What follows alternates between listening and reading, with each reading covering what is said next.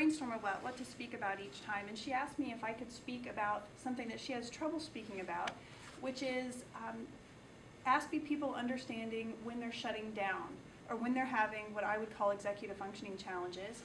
And we recently had this experience together, and she said, please share that, because I can't really language it, that's the whole problem. So that's what I'm speaking about. This first slide, and this is really meant for a non-ASPE audience, this slide, meaning what does this look mean? So you guys who are teachers and, quote, professionals in the field, when you see kids look like this, what does that mean to you? What goes through your head? It's not a trick question. What would you think? Disengaged. Disengaged. Anything else? Displeased. Displeased. Anybody else? Defiant, maybe. Defiant. I see overwhelmed. That's what I see.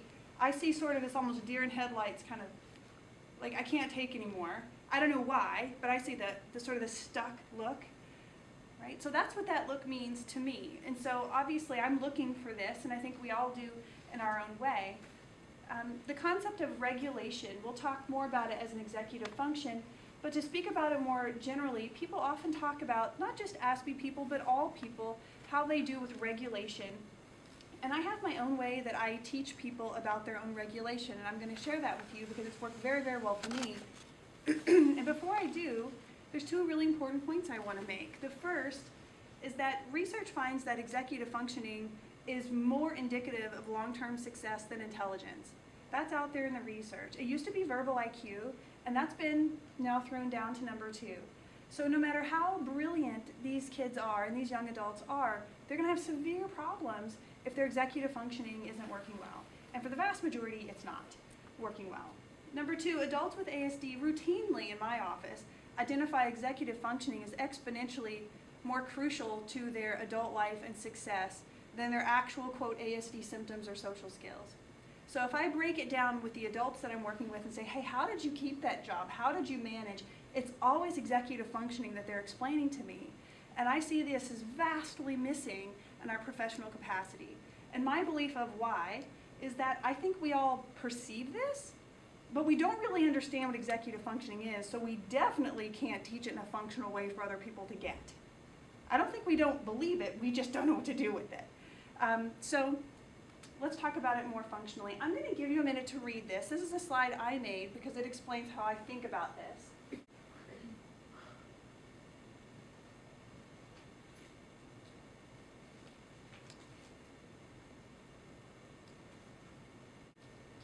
So I'll speak about it now. To me, the idea of the Pyrex cup, most people can understand. Most of us have done some cooking before and can measure. I really like that on this cup there's different levels of milliliters, because that's what I functionally want people to understand. I want to know how full is your cup. That's what I literally tell people. I usually use a cup with marbles and we show each other where we are, but this is an excellent way to do it as well. Back in the day, which is very archaic for most people to understand, we used the volcano, right, the number line. That hasn't worked with a lot of my kids. It's too fake and weird, but this actually makes sense. So let's go through each one of these and how they're different. The first, NT, and I don't like the term, but neurotypical, meaning that your regulation system is average. What I want you to get is that the neurotypical person, very much like a gas tank, it has a constant feedback loop to tell you where it is. I'm thinking, my car, it actually tells me how many exact miles I can drive. I mean, it has an excellent, specific feedback loop that lets me really monitor where I need to be and at what time. So neurotypical people are constantly aware of when they need to take a break, when they can put themselves, quote, in harm's way, and how we can function in that way. ASPE people, functionally across the board, so far I've never had one person tell me different, they're functionally numb. When I say functionally, obviously they're not literally numb, but they do not get a feedback reading until very high up. Now, what that feels like to the rest of us is that you say one thing and they're immediately shut down. But that's not what's happening. They don't realize that it's escalating, escalating, escalating. Now, if you're all the way at 500 before you get awareness that something is going on, you think you have time, but you don't. Because at about 400, you should be stopping and finding the exits and taking a break. Because any mistake could happen and you'll go way past 600 and go to shutdown, meltdown. Now, ADHD is an interesting thing because functionally, what that feels like to a person is that they're more of an NT profile, but they have a short in the wire. So minutes 1 through 5, the wire's connected nicely. They're getting a constant read on where they are. And then 10 through 15, they're not. And then the next 2 hours, they are. And the next 10 minutes, they're not. They don't know when they're not. You don't know when they're not. But sometimes they're on. Sometimes they're off. And it's unclear because when they're doing well, they do fine. And when they're not doing well, they're really not doing fine. And then lastly, anxiety and depression. So functionally, emotions get to take first dibs at this cup. So if you have a person, I always say people with autism, older ones, middle schoolers, high schoolers have functional PTSD. Some people have gotten mad at me for saying that. But what I mean is they've had so many experiences of failure socially that they're walking around with about 300 milliliters of anxiety in the base of that at all times. So if you start out at 300 milliliters, you don't have a lot of room left for everyday life happening. So dysregulated neurotypical versus ASD. So in the ASPE loop, there's 3 primary problems. The first is that they're numb. They don't realize they need to take a break. They don't realize something is too loud or they're in physical pain. The second is they have some limited emotional recognition. So everybody can read some facial expressions, but they're not necessarily reading all of them, or even their own emotional recognition. So even if they got the cue, they didn't necessarily read it correctly. And the last is coping skills. Because unless you are in an environment that you set up completely on your own and nobody gets to intervene with, you may not have access to the coping skills you usually use. What happens, which is the case with most of my people, when these get stacked together? What happens if you have a person who's numb up to 500 milliliters, and even after that, it's hit or miss if they have the ability to understand that they're at 500, plus they're always stacked at a 300, and a lot of my adults have functionally 600, meaning they have high anxiety, high depression due to so many work issues and failures, and they're ASPE so they don't even realize. So they're walking in at the very top of their cup at all times. A lot of my adults will tell me that, I went to lunch and I couldn't go back to work afterwards. And I don't mean that lightly. They're saying I functionally could not get myself back to work because my cup is so full, I physically couldn't do it. So we have to think about all 3 of these and ask yourself where your student is or where your client is at all times. So literally, if you could be in my head when I'm hanging out with somebody, this is what I'm doing in my head, is figuring out where they are so that I can regulate them externally to figure out how much room I have to input information versus them getting dysregulating and having a shutdown or meltdown in my office, and then me being a trigger. So I'm constantly doing this to determine what I can teach or not. So she asked me to give 2 examples. So here they are. The first is the example of the sick tooth. That would be Karla's example. Karla, you didn't go to the dentist for 12 years, is that right? Yeah. 12 years. 12 years! And so what you guys didn't know at the last session is that she was barely functioning. I knew it, which is why I was very protecting of her up here, and people would come talk and I'd get in their way. I was very concerned about her because she doesn't feel that regulation. She doesn't feel how sick she is. Okay, so the reason that's so important is because if you don't feel that you're not doing well, then you reject help. And when you reject help, then you get worse, and round and round and round we go until we get really up high. So the important part about this numbness is that it's not that your body doesn't experience it.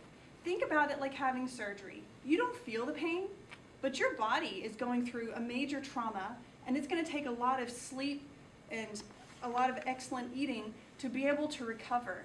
So although she doesn't feel the sickness of the tooth, and I don't mean just pain, I mean that it's a whole septic system being sick that long, because she doesn't feel it and rejects help, she doesn't go in to do anything to treat it, but her executive functions are getting worse and worse and worse and worse. So she was saying, share with them what you saw. So step number 1, I saw especially snarky Facebook posts. Because I laughingly say, but it's true, she's not mean. But when she gets mean, I know there's something wrong. So snarky Facebook posts. Number 2, She loves me, or I like to think that she does. And I would write her an email, and she would write me back, that's just stupid. And I'm like, like multiple times I had to just close down an email and not read it because it would upset me. And I knew it wasn't intended.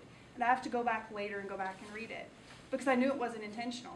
So I was getting a lot of messages that she had no idea what was going on.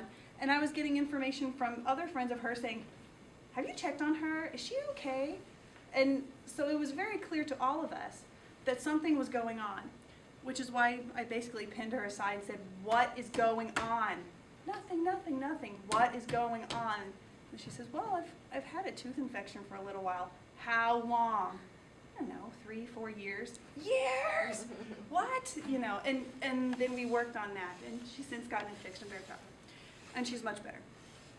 So this is an Sounds so bad when you say it. It was bad. It was especially bad because we do a lot of public talks, and she was feeling worse and worse. And I don't want to put her out and make her dysregulate to be helpful to others, so I'm especially careful. But I was concerned with how she was doing. So a separate example is the case of the popcorn, which sounds really cute, and it is really cute, because this is about a first grade little girl with autism, highly gifted, who, like many of my highly gifted students, was held back because her social skills weren't good enough. That's another story. But to give you an idea of who she is, so she's a very autistic, amazing, brilliant little girl. And her father came to visit her from another state who doesn't know her very well. I mean, he knows her, but he doesn't understand autism is what I mean by that. And they went on an adventure together, and she was very, very excited to see him. But after the adventure, I met him. He was a great guy, willing to learn everything, wonderful by all accounts. Afterwards, Mom called me and says she hasn't spoken for 2 weeks. She keeps banging her head against the wall. She can't promise me she won't hurt herself. I don't know what's going on. I've been up with her every night. I'm really scared.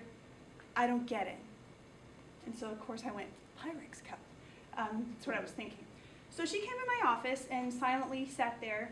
We knew each other before, and I shoved a comfy chair right up in front of this screen that I have, and we built the next slides together. And by the end, she was laughing and had her words, which sounds like a small miracle, but it's not if you understand the Pyrex cup. She was so overwhelmed, she couldn't have words anymore. So when we got some of it out, she had words. So here's what happened. We had talked many times about the Pyrex cup. She understood this, but she didn't realize that it applied to this situation because she is numb, right? So she didn't get that she was really, really full. So she laughed and she says, oh, Cynthia, it's not that. It's popcorn. It's a popcorn box. It's just pop. I'm just like, I'm like, yes, that's exactly what it is. So she started laughing hard. She goes, it's not one popcorn bag. I know you only have one cup. You only have one working memory. But it's like 4, and all of them are exploding with popcorn. Here's her point, and I'll show you the visual. Her point is that if you have one full, you can't find your words. She had 4, right? She couldn't talk for days. It had to come back and regulate from such a point of no return that it took that long to be able to even tell her mom, I'm upset. She even couldn't find words. So here was the visual that literally she built with me, meaning all I showed her was the Pyrex cup, and then she was really excited. We just found this picture off Google Images, and she wanted to size the popcorn bags based on how big that one was. So for her, the biggest one was sensory overload. He took her to OMSI. She really wanted to go, and it was so sensory overload that she wanted to add these kernels too. She was laughing hysterically, actually. She was going to find out all the kernels on the ground. So sensory overload was her biggest one. Took us a long time to language which was which. The second one was too many words. So you have a dad who hasn't seen her in 6 months, and a stepmom who wants to please her. She wasn't used to that. So sensory overload, way too many words, and she wanted to do everything. She's a binary thinker, right? Good, bad, yes, no, black, white. She's Aspie. So she wants to do everything. If she's going to OMSI, she's doing OMSI. She's doing all of OMSI, every exhibit. That's how she works. So she needed to do everything. And then they had a little sibling along. So she was laughing at this point, that she understood what was going on. And so this plus this plus this plus this equals explosion. And you'll see there it says measuring cup. Those are the 4 primary things that go into your measuring cup. So intaking all the sensory information in words, processing, using your intelligence, and then organizing those for output. So info in, your information added to it, processing it, and exporting it, right? So all of these were going on. Well, quite literally, there was so much information coming in, she was completely, like those first pictures, just overwhelmed. She couldn't find any more words or coping skills or anything else. So this is what we made for her dad. We sent it to her dad because, of course, he wouldn't understand our popcorn. These are her words in the blue. I'm overloaded, my mind is sick. It actually made me sad. Like when she said, I'm like, yes. But that was the only language she had for it before this. Too many words, I need to recover. And she just kept asking, why do they think I had fun? Why do they think I had fun? So we had to talk about different perspectives. So from a neurotypical perspective, it was a really fun time. They thought she had a great time. She did all the activities. She didn't cry. They thought she was happy. And she thought they were nuts, basically. But she was trying to be a good girl. And this next one looks really extreme, but this was her doing, and I actually really like it. Oh, it's black again. Don't worry about it. Oh, you'll need to do it for yours in a moment. But it's just a black screen. I said, so what does it look like? Like, what is it like when you're doing that? And she just kept saying it's black. It's all black. And you call it, the black rage? Shutdown, Well, you call it rage, meltdown. She calls it black rage usually. I found that over and over again with people, is the whole concept of black rage. But it's completely black to her. What I want you to get from that is that she literally doesn't have words. So most of the people that I work with, again, we can call it regulation or dysregulation, but the problem is an executive functioning one. Your executive functions, to go really broad, has to take all the data in, pull up your intellect, organize the thoughts, and then output it. So if there's too much data coming in, you can't process your thinking, you can't hear people helping calm you down, you can't pull up a coping skill, and you can't organize your thoughts. So you render them functionally incapacitated. And that's where she was. We're going to do tonight, I want to expand a little bit on what we did last time. And this time I want to hit something that is deadly important to understand. One of the key reasons why it's deadly important, and it's essentially awareness, right? One of the key reasons why it's deadly important right now is that yesterday it was just announced that the DSM-5 was accepted, and I don't know what you know about that, but inside of the DSM-5 now, we have this thing called sensory processing as a requirement for a diagnosis. So how many of you know the gold standard testing for sensory processing deficits? ADOS is for autism, right? So what's the gold standard for sensory processing? Sensory profile. There isn't any, right? How many autistic children and teens will admit to having sensory processing issues? None. Because they don't know. I didn't know. I didn't understand what that was about. I had to go through a process of learning it.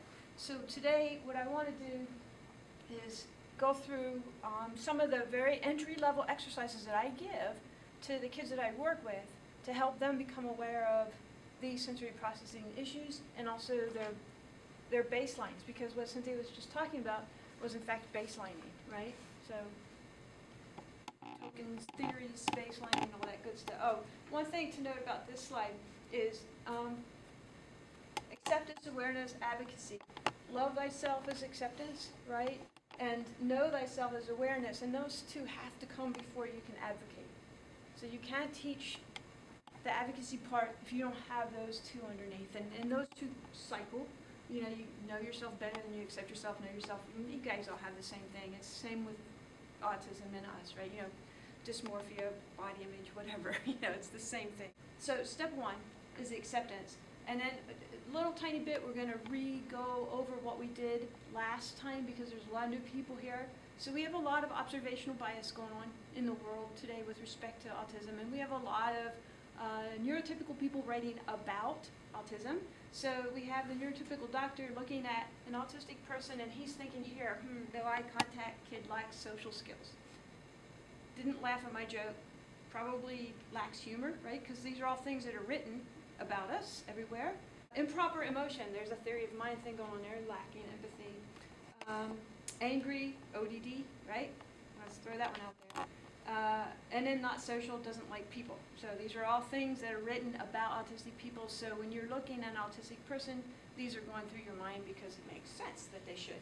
So you're assigning to this client of yours behavior therapy, social skills, classes, social skills groups, special education, pity. There's a lot of pity that goes on there. And of course, medication will be some point in time put in there too. So what autistic people happen to know about autism is that, and we think it's truth, and you're not going to find medical books necessarily saying that it's truth yet, but I think in about 5 years or so we'll start to see this hit. So we say no eye contact. We're having sensory processing and real-time processing differences. That's why we don't have eye contact. It's not because we lack social skills. Did not laugh at my joke. A lot of times you guys aren't funny because you're not in the context. You're funny to your context because you're getting the context. To us, it's a different context, not funny. Or if you're in a therapy situation, that ain't fun. There's nothing fun about that. So you can make jokes all day long, and I'm like not happy. It's not okay. I'm sitting in your office because I'm not necessarily happy a lot of times. So you may not see the humor. I've never ever met an autistic person that didn't have a good sense of humor. For me, because I'm in their context. Improper emotions, so again, different contexts. Angry is grossly misunderstood, and again, is social. We just need more downtime, and we were just talking about that. So our needs are sensory-friendly environment, acceptance, support, reduced schedules, realistic expectations, time to process, role models, validations, and self-esteem. So we're getting this, we're receiving, we need this, so there's a big disconnect going on. So let's start with that premise and go into the next thing. So on top of that's happening, we have this other thing that's going on all the time, and that is that you have, no matter how good you guys are at your jobs, or no matter how good the kid is at being himself, he's getting a lot of external pressure about what he should be, right? So we have that going on, and overall we have this lack of acceptance. So again, you want to teach awareness, but you have kids right now going, I don't want anything to do with that because you guys want me to be this other thing. I'll just associate with those other people, right? So I'm going to tell you really quick my story about advocacy, or about acceptance. This is my acceptance story, and see if you guys recognize this pattern. So first comes diagnosis. You get your awareness. Huge denial.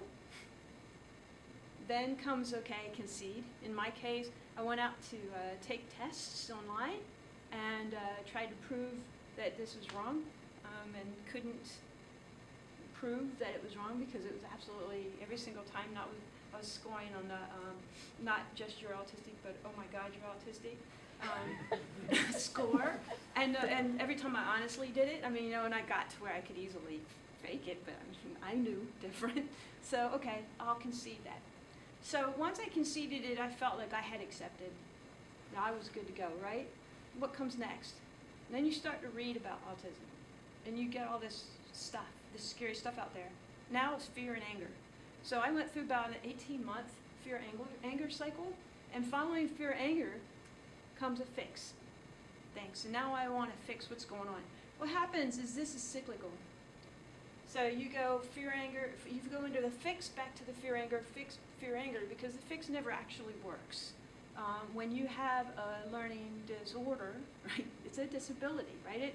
It's like I equate it to somebody who has no use of his legs trying to walk. Can't walk, he gets angry, goes to fix it, falls down. Angry, fixes, falls down. Never accepts a wheelchair, never accepts those different ways of being, right? So, and the whole time you're thinking, while you're in this cycle, you're thinking, well, I have accepted. And so it's important to note that concede is not accept here. And it's important for you as educators to understand, is this kid in concede or accept? And are the parents in concede or are they at accept? And there's a difference, and people don't think about that difference, and it's a real important difference. Because one leads into the fear of fixed, and the other leads into advocacy, right? So after the fear of fixed cycle comes a new awareness. And this is the awareness part that's really important, and I'm going to ask you guys to implement these exercises everywhere you can with every autistic person that you meet, because it's critical for them to reach advocacy. So after they get new awarenesses, things start to fall into place. Once you go, oh, wait, I have this baseline, and if I can't go to Disneyland, for example, and spend the entire day there, I can maybe spend 3 hours there and then go do this thing. Well, now we're going into confidence, growth, and advocacy. Now we're stepping in to these things. Whereas if we're just at concede and fear, anger, what are we doing? We're pushing to spend Disneyland all day like everybody else, kind of a deal. So step number 2 is awareness, and here's where we're going to get into some of their exercises. But before we do that, let me go back over the root causes, because we talked about this last time, and I'm going to continue to hound this, because this is the foundation of everything that I do with kids that I work with. Because I'm looking at this from a different angle. I'm looking at it from a perspective that makes sense to me, and voila, it makes sense to the kids too, right? So your 3 root causes of social skills differences is, in a nutshell, we have joining. So basically, the amount of time that they spend alone versus with other people, and why. So oftentimes we need more downtime, just because it's hard to process in social interaction. And or, this is really heavy duty, is there's a lot of social anxiety going out there in the autistic world. Due to the previous slide, remember the parents all saying, I want him to fit in, kind of thing. And that plus the fact that we have a lot of anxiety anyway, right? So you have a lack of joining.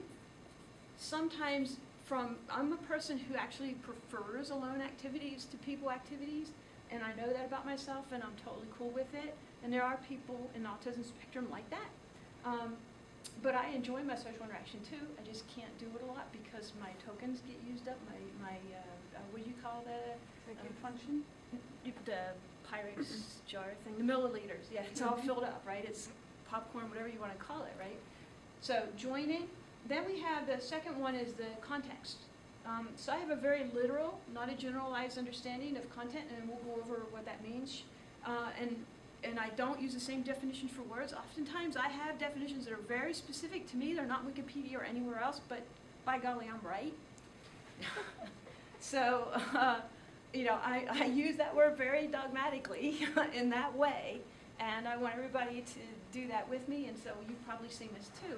But what happens is it puts me completely out of context. I'll walk into a situation, I'll hear a word, I'll think I'll be over here, they'll be over on this planet, and we'll be talking the same language but about completely different things. So for me, that's my biggest issue in the realm of autism. And then finally, we have a real-time processing thing, and you'll see this a lot with autistic people. I actually am very fortunate in that I have pretty good skills in this area, relatively speaking. A lot of my peers have really long delays in a situation where you're speaking real time with them. You have to give them really long breaks and slow down really, really, really far to even have a conversation with them. And it's not that, in fact, my daughter has this issue. I have a 28-year-old daughter who's on the spectrum, and I spent most of her childhood telling people she wasn't stupid. Give her a break. She needs to have some time. She's not stupid. She's just slow processing, right? As I kept telling everybody that. Again, I'm fortunate that I do have real-time processing that's pretty excellent, but I'm just as not blessed on the other side of sensory processing. I'm severely affected by sensory processing issues, and this is where I get into trouble all the time. So put me in a crowded environment where you guys are all talking at the same time, I'm done. I have no ability to be social whatsoever. And then the taking longer to reach thoughts or points. So those are your three things. So let's talk about those real quick. Joining. You need to be aware of the personal tolerances of the person that you're working with. Awareness of needs for breaks, finding the balance of wants versus needs. One of the young people that I work with, we did a couple of exercises where we actually we did an emotion scale, and I'll give you that scale, and then we went into these various places that people go to. We went to an air show in Hillsborough, for example, and we just kind of made mental notes of how long does it take to do things, and you can do it more formally if you want.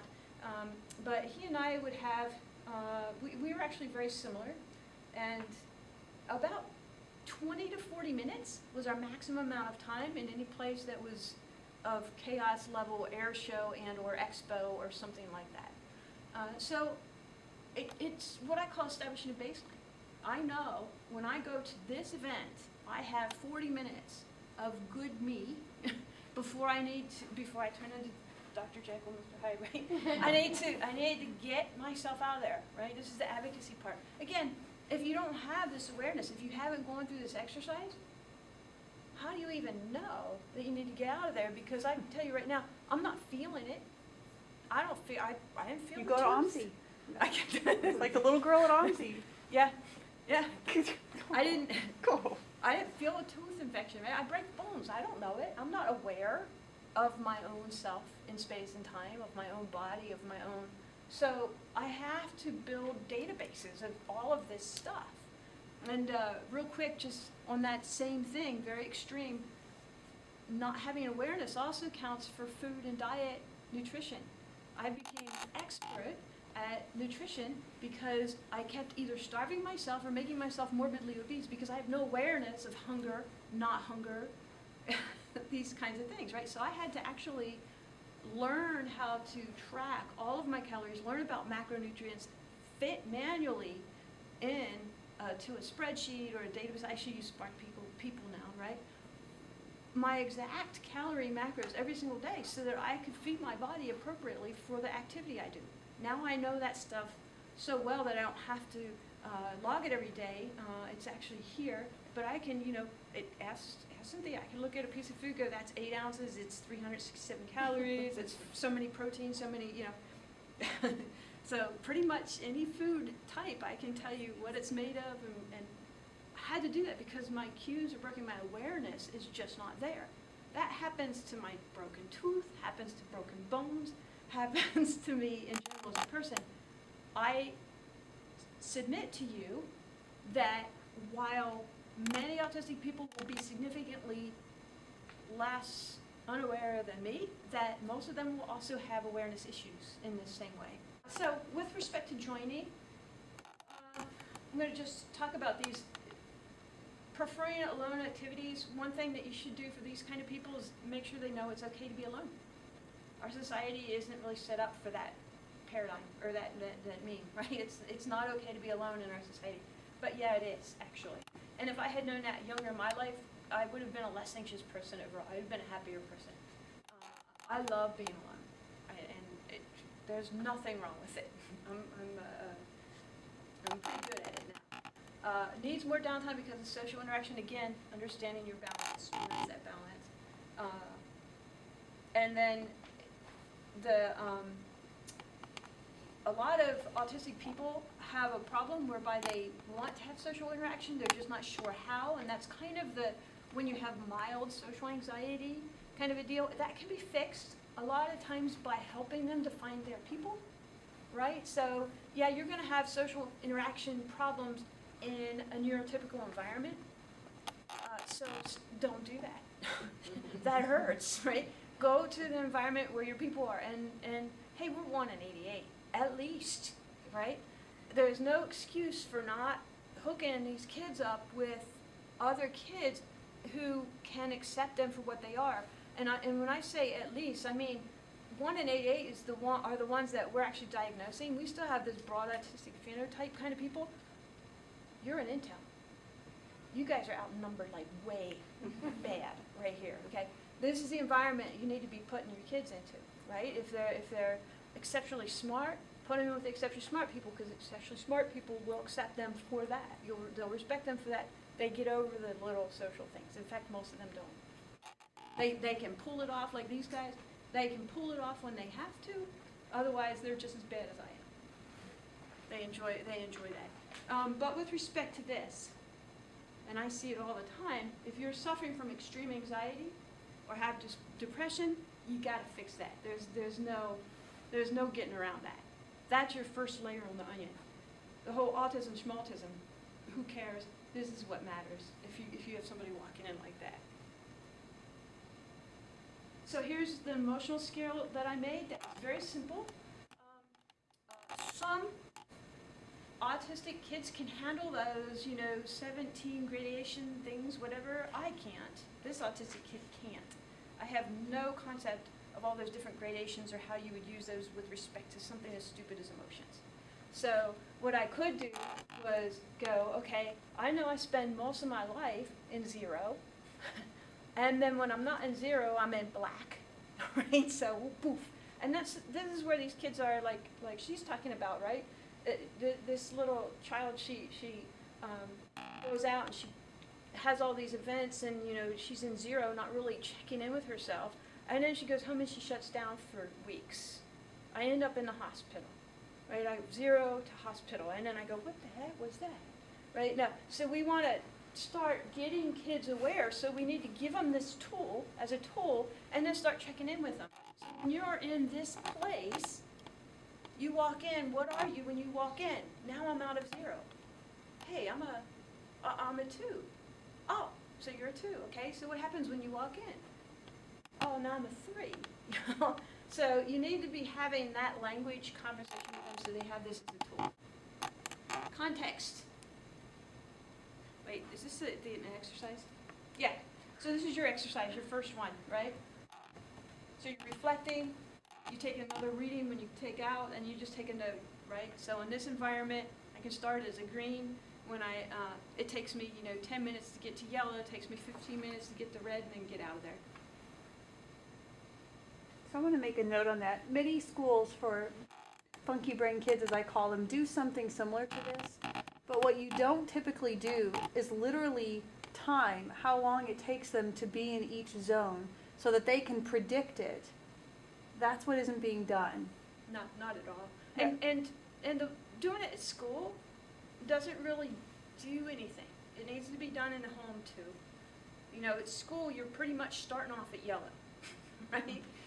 So unless you can get those kids in the green happy zone, you're really not doing them. The parents need to be cooperating with you on implementing this. But if you give it to the kids as a homework assignment, and say, hey, over this next week, write down when you go out where you are when you started and where you were after 10 minutes and after 15 minutes. You give a little timer. They get it. Most of them enjoy this stuff. This is science.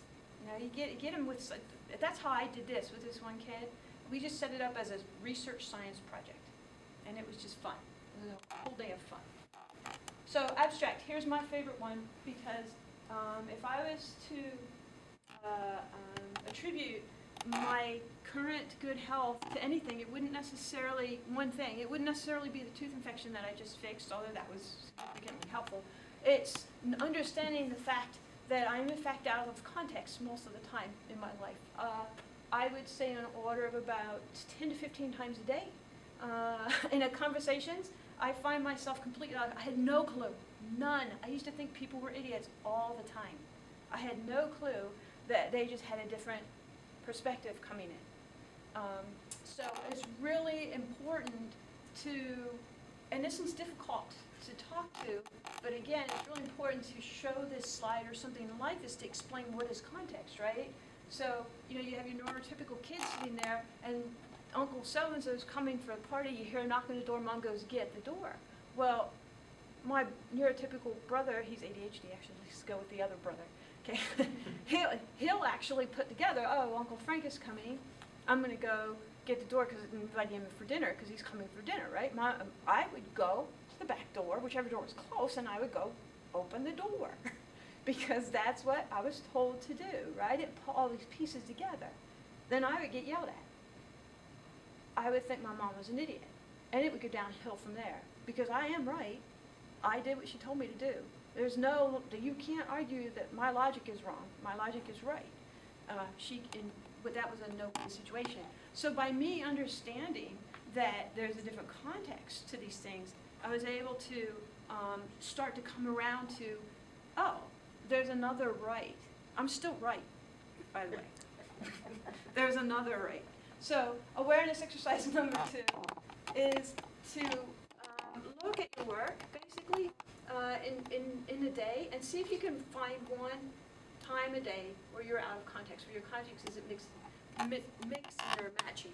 And most autistic people should have several of these a day. And some of them will come back to you after you give this assignment and go, oh yeah, I've got like 8, 9 a day, easily. And this is going to save their lives in so many ways, just to get this awareness. By the way, that first line up there about being terse, until I was 47 years old, I thought that terse was a good thing. People call me terse. I thought it was a good thing. I thought I was saving time. So this is how the words don't match, and why, and how subtle it is. In fact, Cynthia and I, we keep vowing we're going to film ourselves talking, because in our normal conversation, we get tripped up in an hour easily 8 times. Oh, easily. Easily 8 times, where she's gone, what were you, back and forth. And Cynthia is one of the most neurotypical people I hang out with. So it's very high volume of this that goes on. But we want to film it just to show a demonstration of how 2 very cooperative people can get into big messes with each other. So really important that your kids know this is happening, and then get them out there, get them aware, send them out with this homework assignment, bring it back, and have them write down real examples, because they turn out to be funny. They're actually funny stories. Most of them. And then finally, you have the real-time processing thing. And you guys have to really understand that real-time processing makes social interactions impossible. And that's what I want you to take away from this slide. And I think I showed this last time, so you've seen this. But what you didn't see was in between last time and this time, Cynthia and I went to Bellevue. And I had the distinct pleasure of teaching an entire auditorium full of autistic young adults. Really cool. These are, 20-year-olds, college students, 20 to 18 to 23 or whatever, autistic people. So I knew that these guys at this age, I didn't get social skills training. I wouldn't let them touch my daughter. But I knew these kids mostly did. And I said, how many of you had social skills training? And there were no neurotypical people in the room other than me. So no one was going to get in trouble. Right. So every single hand, save 4 or 5 people who were in their 50s, there were a couple of older people there, raised their hands. I did social skills. I said, how many of you found it worked? One hand, every hand dropped. You could hear she was It was audibly awful. laughing. It was embarrassing. One person. As a One clinician, my first thought was how much time they wasted, how much money they spent, and how much they must have felt broken, because so many people tried to help, but it didn't work. So anyways, I was heartbroken. I have a very personal story about social skills. I've spent over $10,000 and hundreds of hours trying to fix my social skills problems. So I know what you guys have available. I know how it's taught, and I know how it hurts me. Not helps me, hurts me. Now there are some ways that it can help, because here's the deal.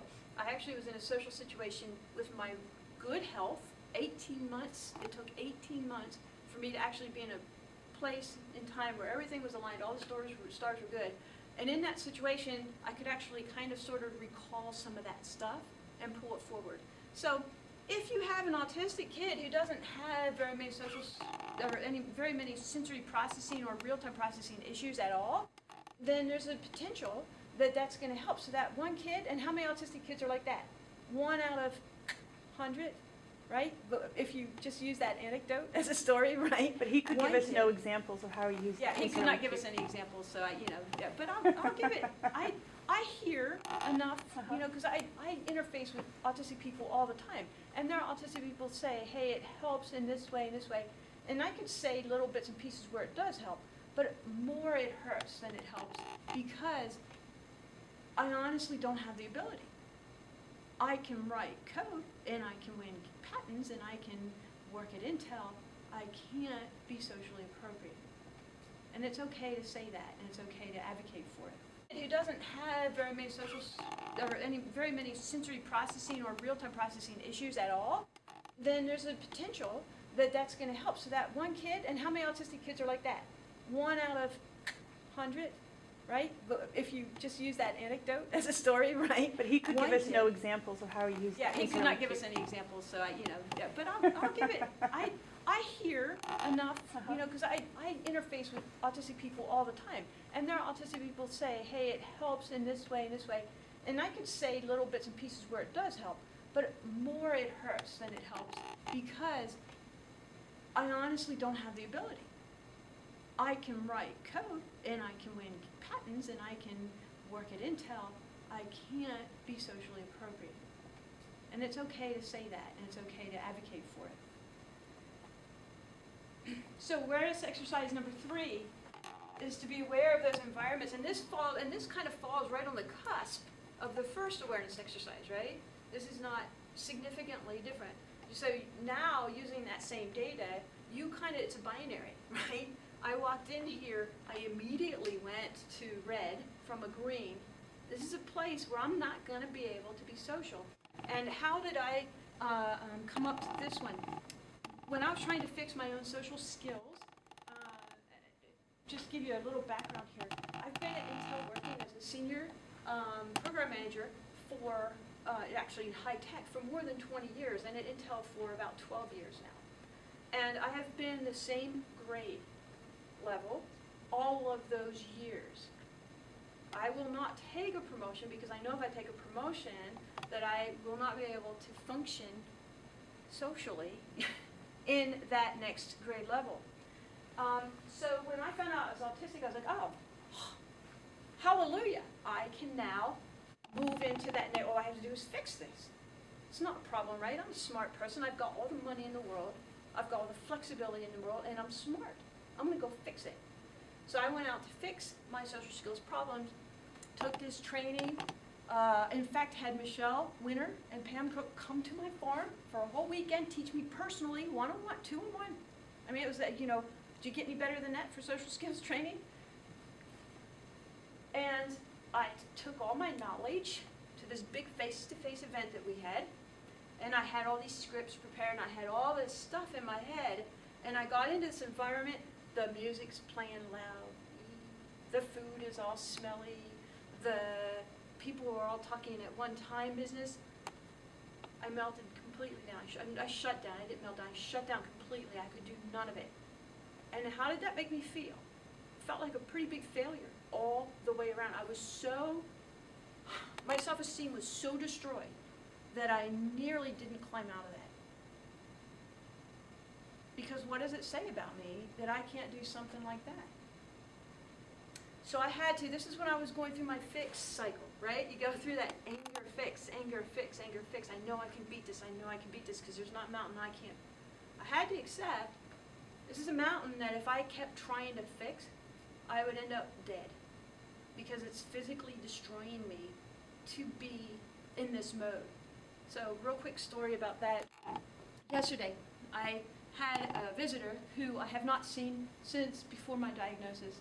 This visitor and I were very close. He was the very first personal trainer I ever had, and we used to work out together. We would go, to events together. He was the personal trainer for my professional football team that I manage for a year. So we would travel together. We bought an RV and went traveling. Really good friend, and we both, once my father died and all this, I just needed space, and so he saw me for the first time in 2 years since my diagnosis, and the first thing out of his mouth was, "You look years younger, years younger." The other difference is I hadn't been to the hospital once since my diagnosis, right? I used to go 6, 7 times a year for stress-related issues.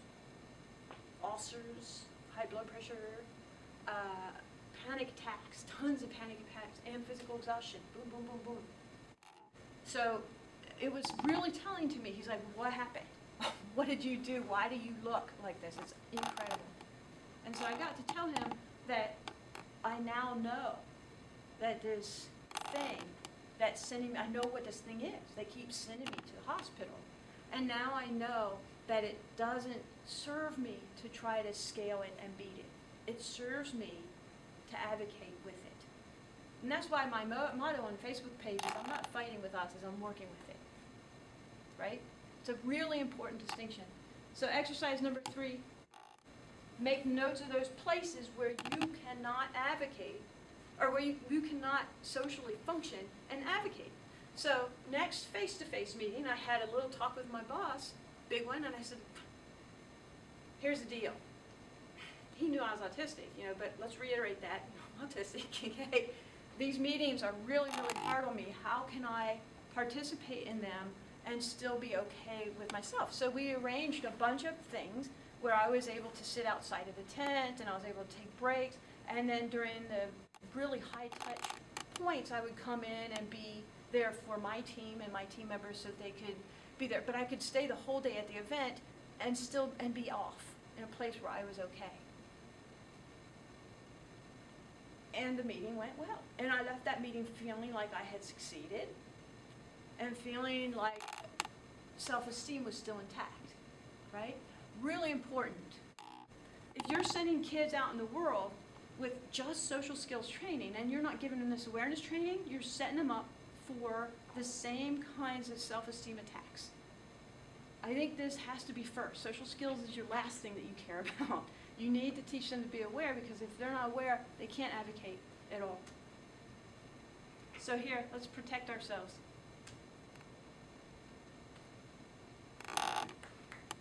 So for each circumstance where you exceed your baseline tolerance, write it down, communicate them, and then do your advocacy stuff.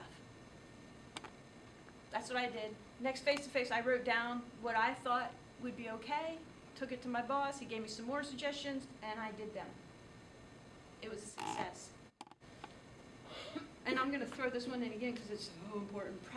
Practice mindful tolerance of context differences. And I have one more slide, I think, for that. Get help when you feel stuck or when something doesn't work out. That's a really big one, too, because we don't typically like to ask for help. I don't like to admit that I can't beat something, and I don't like to admit that I need help. But it's really important to suck it up. In fact, it was funny at that meeting. I said, how many of you guys hate to ask for help? Everybody, and I was like, suck it up. And they were just like laughing. And I was like, you got to ask for help in this world. So when you're in a place that you're stuck, you got to learn to ask for help. It's a really big deal. Again, am I going to be able to overcome my dislike of that if I feel like crap about myself? No. You got to put me in a place where I'm feeling confident and good about myself so that I can also then ask for help.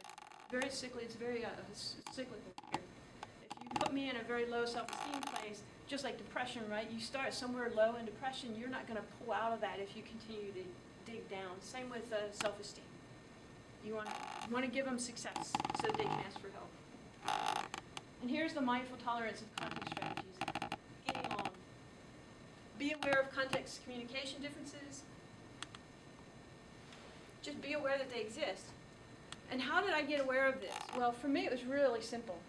Every time the bozo bit flipped, so basically any time in my head I went, that person's really an idiot, I stopped, right? I just learned, okay, that's my bit. That's my bit to say trigger, to say, wait, stop. Everything you're doing, stop. Step back. And consider that there's maybe a context difference here. And then instead of writing, mostly I just wrote people off. I managed to survive in this world by not really engaging with people I thought were idiots. I just kind of, I didn't care, whatever. So instead of that stuff now, I would go, did you mean X, Y, Z? Oh, no, oh, God, no, I meant A, B, C. And well, if I look at it from that perspective, okay, now I get it, right? I have a friend that, who's been in my life for 17 years maybe, and And we've always gotten along really well, but we've also always had these just differences where we would leave going, what is wrong with each other? You know, and it's not that they were not arguments or fights. Maybe she called them that. I don't know. We have none of those now. Now we both go, whoa, wait, check. What are you talking about? And we get to that common place, and there's no problem at all. This is the same thing that Cynthia and I have to do 8 times a day. But for me to learn that skill as an autistic person, it's saving my life. It's saving my relationships. It's saving my reputation at work, right? I mean, just imagine how powerful that is. And you wonder why autistic kids have idiot buckets. This is it. And they're right. Planning empowers me to navigate larger events. So again, real-time processing. I have the advocacy stuff in my back pocket. I still can't walk into a big event. Just doesn't work for me. So it was really fun. Recently I was with a team and I went to a big quarterly event in Vernonia. It was a big farm out there. And there was probably 600 people at this event. So I walk in, so he's like, wanting to walk in. I was like, no, wait, stop. So we stood outside and I said, okay, where's the food? Because that's where we're going to eventually want to eat. Let's map this place out. There's the food. There's this activity going on here. There's music over there. I want to stay away from that because the speakers are loud. Here's the path from here to here that's quiet. And we mapped out the entire day just by doing that sort of planning. Super, super valuable tool for kids. And same with another kid went to school with him his first day at junior high school, and we mapped out his school the day before it was a high school, not junior high school. We mapped out the exact classroom, and we walked exactly that routine several times so that he knew exactly where his classrooms were, etc. Always map out, have a plan of some sort. And in that plan, make sure that you have bail options. I got to get out of here. So at that big party with 600 people, I went in, we went through the food line really quickly. I talked to maybe 5 people. We sat down and ate at a table outside behind the building, and then we went fishing. So every now and then I would walk up and find somebody that I was supposed to engage with. I would talk for 5 minutes and I'd go back fishing, right? So, and I was there. I was showing up, I was okay, and it was a good thing. See, in the past I would have made that event happen in the same way as everybody else. I would have been in trouble the next day. I saved myself by observing, by making the plan, and then by executing on my advocacy stuff. So again, absolutely must, when real-time processing is involved, must advocate. There isn't a social skills solution. There isn't a behavior solution. It's 100% advocacy. I haven't found a solution. If you can find a solution, I'll gladly pay you for it, because then I can, fix my own social skills issues, and I can go into executive management and hobnob with Paul Adelini and President Obama. But I'm telling you, I haven't found it. And so it's really important that you guys teach advocacy. If you're not teaching awareness today, you're not teaching advocacy. And that's my talk for the day.